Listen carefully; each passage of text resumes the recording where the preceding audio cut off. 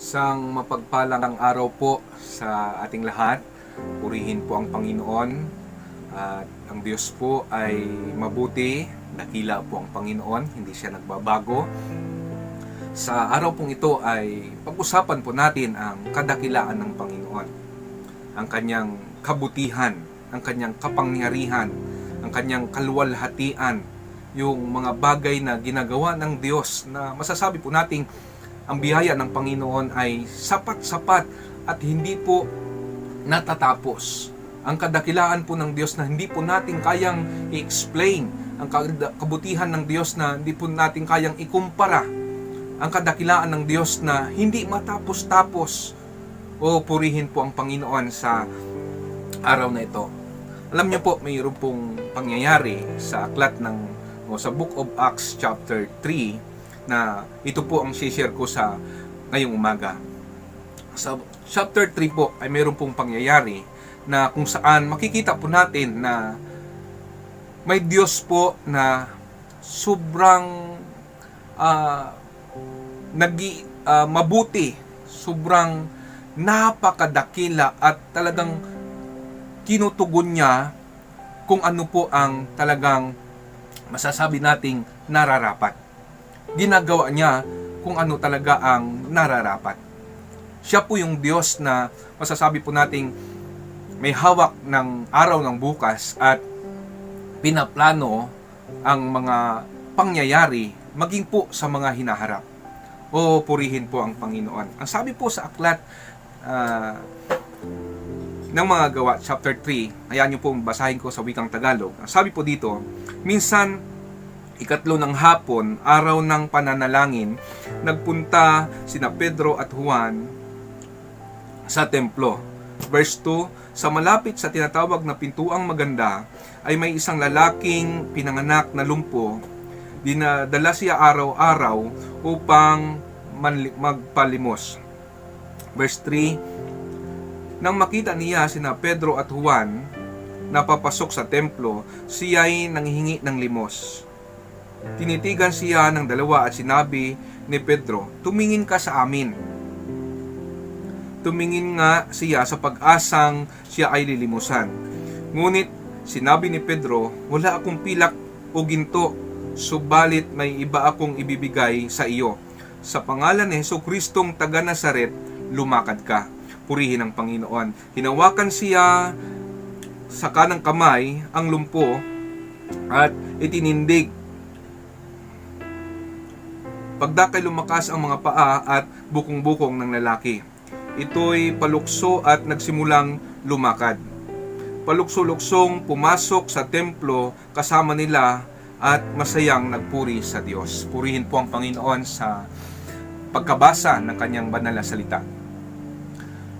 Makikita po natin ito mga kapatid na ang Diyos po ay napakabuti. Ang Diyos po ay kamangha-mangha.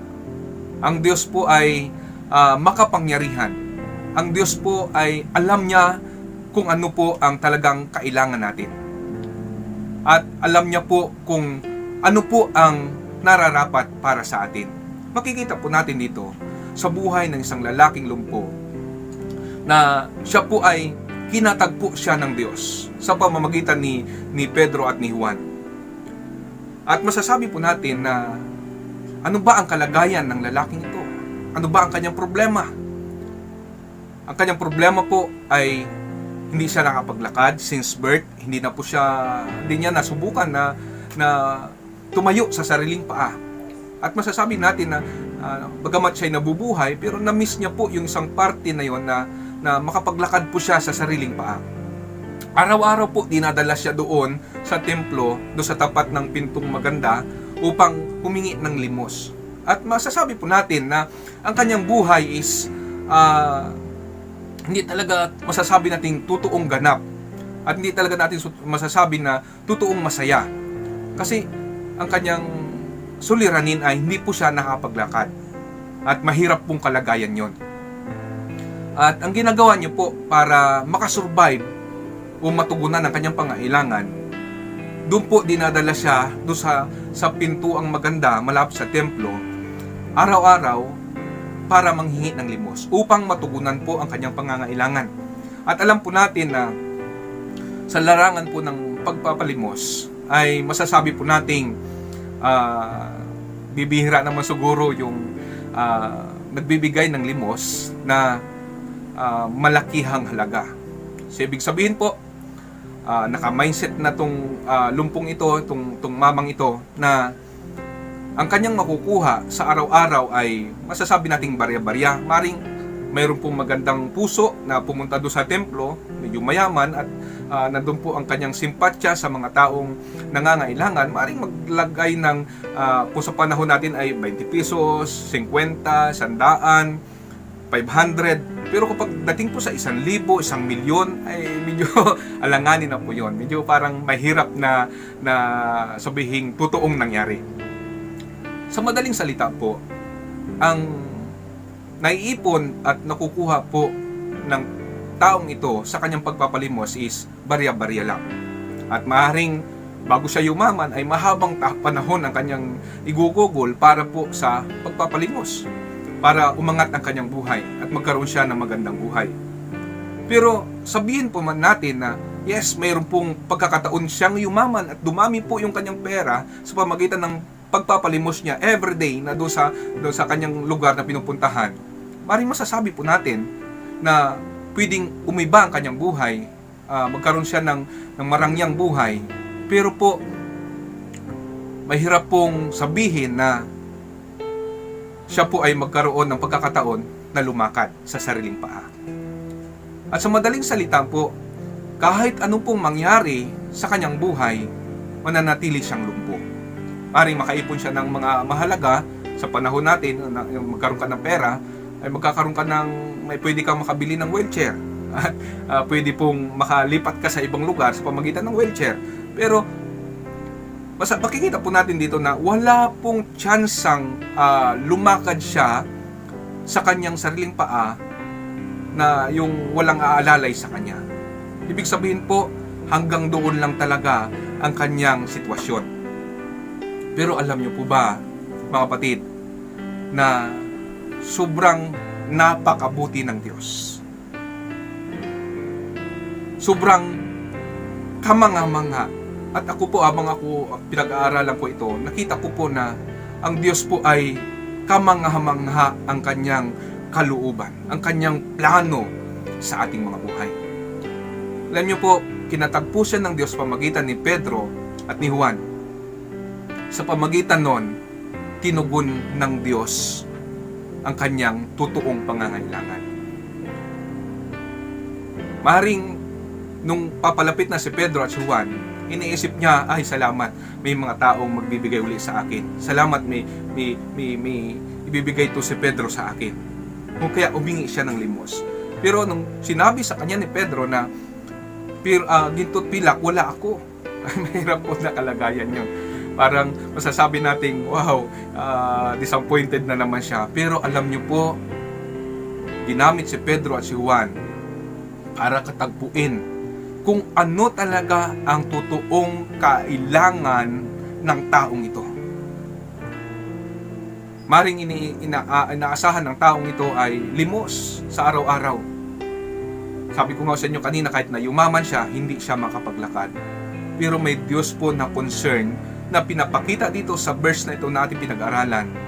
Kinatagpo siya ng Diyos sa pamamagitan ni Pedro at ni Juan. Ibinigay ng Diyos kung ano po talaga ang kanyang kinakailangan sa buhay. Alam niyo po, nung tumingin siya kay Pedro, sabi niya, ito't pilak, wala ako, pero may ibibigay ako sa iyo. Sa pangalan ni Jesucristong taga Nazaret, tumindig ka, lumakad ka. Alam niyo po, that moment na inangat ni Pedro yung mama, ay nagkaroon po ng lakas ang kanyang bukong-bukong, na-restore yung kanyang physical na strength sa kanyang paa. At makita po natin doon, sabi po ng ating binasa ay lumakad siya, palukso-lukso siyang lumakad at nagpuri sa Diyos. Kung dati po, hanggang doon lang siya sa pintuan na maganda, nag-aabang ng limos. Araw-araw, yun lang kanyang inaasahan. Pero nung dumating ang kapangyarihan ng Diyos, dumating yung tulong ng Diyos, dumating yung habag ng Diyos, dumating yung kadakilaan ng Diyos, mga kapatid, na iba ang kanyang buhay. Abot tanaw niya lang dati ang loob ng templo, pero nung hinipo siya ng Panginoon, praise the Lord, hallelujah, hindi lang hanggang doon siya sa pinto, kundi hanggang sa loob ng templo, nakapasok siya at alam niyo ba, punong-puno ng kagalakan ng kanyang puso. Punong-puno ng pasasalamat ng kanyang puso sapagkat naranasan niya ang kadakilaan ng Diyos. At masasabi po natin doon, yes, kailangan niya ang pinansyal, kailangan niya ng limos, kailangan niya ng salapi para mabuhay siya. Ang nais pong i-point doon, ang Diyos po, higit yung concern niya at kita niya kung ano po at talagang kailangan ng tao. Purihin ang Panginoon. In short po, pinagpala siya, binago ang kanyang buhay, at alam niyo po, nung naranasan niya ang kapangyarihan ng Diyos, never na nagpalimos ulit siya doon sa templo, doon sa harapan ng pintong maganda, kundi na bago ang kanyang buhay, na iba ang kanyang buhay, nagkaroon siya ng satisfaction, nagkaroon ng fulfillment, yung kanyang desire na matapakan ang mga magagandang lansangan sa kanilang lugar. Salamat sa Diyos. Mga kapatid, may Diyos po tayong makapangyarihan sa lahat. May Diyos pong hindi natutulog para sa atin. May Diyos po na nagmamahal. O sa iyo kaibigan na nakikinig ngayon, nanonood ng bidyong ito, may Diyos po na dakila sa lahat. Katulad po ng isang lumpong ito, na mayroon po siyang suliranin. Hindi po siya nakapaglakad. Para makasurvive, ang ginagawa niya, araw-araw pumupunta siya sa templo upang magpalimos. Nakita po natin ang himala dumating sa buhay ng taong ito. May nais pong sabihin ng Diyos sa iyo at sa akin. Alam niyo po ba na ang sa katauhan o ang mga tao sa balat ng lupa ay meron din pong suliranin katulad ng taong ito na siya po ay lumpo, hindi nakakalakad. Araw-araw nang lilimos. Meron din pong kalagayan ang isang tao o ang sanglibutan na nais po na i-process ng Diyos. Nais po na tugunan ng Diyos yung ating kalagayan sa sanglibutan. Alam po natin na simula nung nilikha ng Diyos ang sanglibutan po ay perfect, pero dumating po ang kasalanan. Si Eva at si Adan ay pinalayas sa halaman ng Eden kasi po sila nagkasala. At ang sabi po ng Biblia sa Romans chapter 3 verse 23, sapagkat ang lahat ay nagkasala, wala pong sino mang nakaabot sa kalwalhatian ng Diyos. Lahat po tayo nagkasala. At katulad din po yan ng yung sa isang lalaki na lumpo, na ang kanyang problema sa kanyang buhay, hindi siya nakapaglakad, may problema siya. Ang kasangkatauhan po, mayroon din pong problema, which is yung pagkahiwalay sa Diyos. Lahat po tayo nagkasala at wala pong naging karapat-dapat sa kalwalhatian, nakaabot sa kalwalhatian ng Diyos. At alam niyo po ba na ang kasalanan ay ang kabayaran? Ang sabi ng Romans chapter 6 verse 23, sapagkat kamatayan ang kabayaran ng kasalanan. Mayroon pong paghatol sa mga taong mayroong pagkakasala. Yan po ang sabi ng Biblia. Pero alam niyo po, katulad nung taong ito, nais pong ipakita ng Diyos sa sanglibutan, sa lahat ng mga mamamayan, especially sa Pilipinas, sa buong mundo.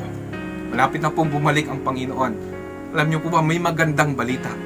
Katulad nung lalaki na lumpo siya, ang hinihingi niya is yung barya, hinihingi niya yung limos, pero pinadala si Juan at si Pedro upang tugunan yung totoong pangangailangan niya, yung totoong kailangan niya sa buhay.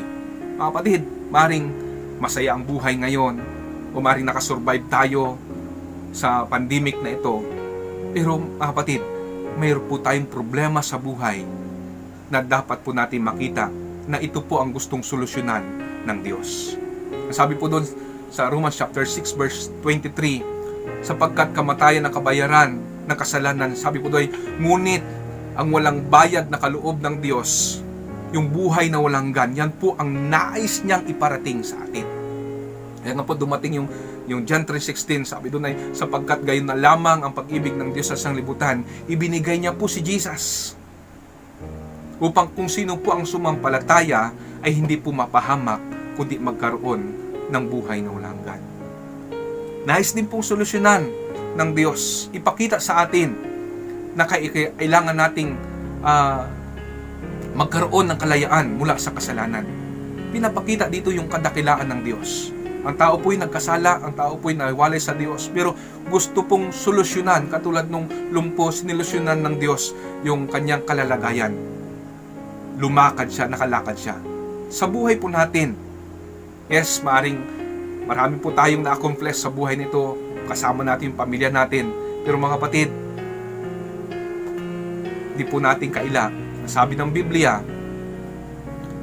may kamatayan na tinakda sa buhay ng tao. At ang kamatayang yun po ang naghihiwalay sa ating pisikal at ang ating kaluluwa ay babalik sa Diyos, aharap sa Diyos. Pero nakakatakot po na harap tayo sa Diyos na ang ating kasalanan na hindi po nahugasan.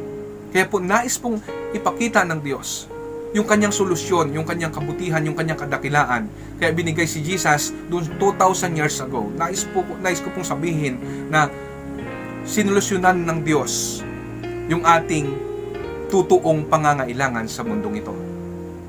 Which is, binigay si Jesus upang mamatay doon sa krus ng Kalbaryo para pangpalit, pangtubos sa ating kasalanan upang tayo po'y maging karapat-dapat sa Diyos. Ang sabi ng Biblia, sa John chapter 14 verse 6, sumagot si Jesus, ako ang daan, ang katotohanan at ang buhay. Walang makakapunta sa Ama, kundi sa pamamagitan ko. Si Jesus po ang solusyon. Purihin ang ating Panginoon sa kanyang kadakilaan. Purihin ang Diyos sa kanyang kabutihan. Si Jesus po ang handog upang tayo po'y mapalaya sa ating mga kasalanan. Sabi po ng Biblia sa Pahayag chapter 3 verse 20, tingnan mo, nakatayo ako at kumakatok sa pintuan. Kung diringgin ninuman ang aking tinik at bubuksan ng pinto, papasok ako at kakain ako kasalo niya. Ang Diyos po, si Jesus, ay matagal na pong kumakatok. Palaging kumakatok sa puso natin. Ang kanyang hiling ay buksan natin ang ating mga puso at papasukin natin siya sapagkat sa kanya lang po natin matatagpuan ang buhay. Lahat po tayo, ninanasa natin na pumunta sa langit, pumunta doon sa piling ng Panginoon. Pero alam niyo po, ang passes para papuntang langit ay si Jesus. Sapagkat ang sabi niya, ako ang daan, ang katotohanan at ang buhay. Walang makakapunta sa Ama, kundi sa pamamagitan ko. Kapatid, katulad ka rin ba ng lumpo na may suliranin sa buhay? Nang alam natin is mabuhay na lang dito sa mundo, i-process yung pamilya natin, i-process natin yung kung ano yung pangarap natin. Minsan nakakalimutan na natin, may dapat pong i-correct at may dapat po nating i-process sa buhay natin, which is yung ating relasyon sa Diyos. Ito po'y napakahalaga. Ito po'y lubhang dapat nating tingnan higit sa lahat na sapagkat tayo po ay aharap sa Diyos. Pero ang kaloob ng Panginoon sa lahat ng tumanggap sa Kanya ay buhay na walang hanggan. Purihin ang Diyos. Napakabuti ng Diyos. Kapatid, mahal ka ng Panginoon. Kumakatok siya palagi sa puso mo at humihintay, naghihintay siya kung kailan mo siya bubuksan. At sabi niya, papasok ako sa pintuang magbubukas sa akin at kakain kami magkasama.